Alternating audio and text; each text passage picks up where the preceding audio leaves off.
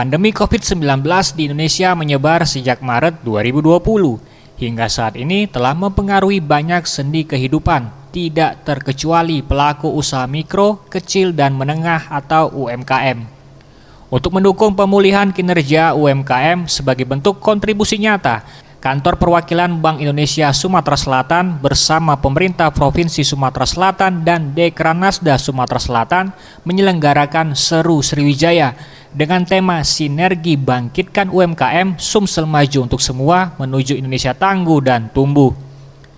Kegiatan ini akan dilakukan secara hybrid pada tanggal 25 hingga 27 Oktober karena masih dalam situasi pandemi COVID-19. Hal ini disampaikan Hari Widodo, Kepala Perwakilan Bank Indonesia Provinsi Sumatera Selatan pada Jumat 22 Oktober 2021. Selanjutnya Hari Widodo menambahkan, pandemi COVID-19 menuntut semua orang beradaptasi dengan digitalisasi, termasuk pelaku UMKM. Dan para pelaku UMKM di Sumsel telah melakukan digitalisasi pembayaran dan digitalisasi pemasaran, sehingga membuat pasar para UMKM lebih luas. Mungkin saya ambil salah satu contoh saja, yaitu yang terkait dengan digitalisasi pembayaran ya.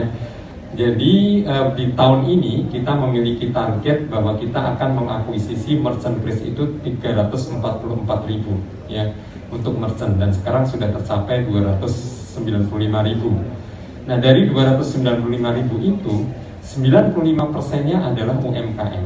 Nah, ini menunjukkan bagaimana UMKM sudah mulai memanfaatkan digital payment ya, di dalam bisnisnya ya. Artinya sebenarnya saat ini kita juga tidak underestimate terhadap kemampuan UMKM untuk beradaptasi ya. Karena kalau kita lihat dengan 95% dari 295.000 merchant yang adalah UMKM, maka itu menunjukkan bahwa mereka sebenarnya sudah mulai beradaptasi dengan digitalisasi.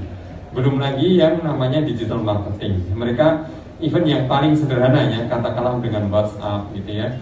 Ramayanti, SAPM, Sriwijaya TV.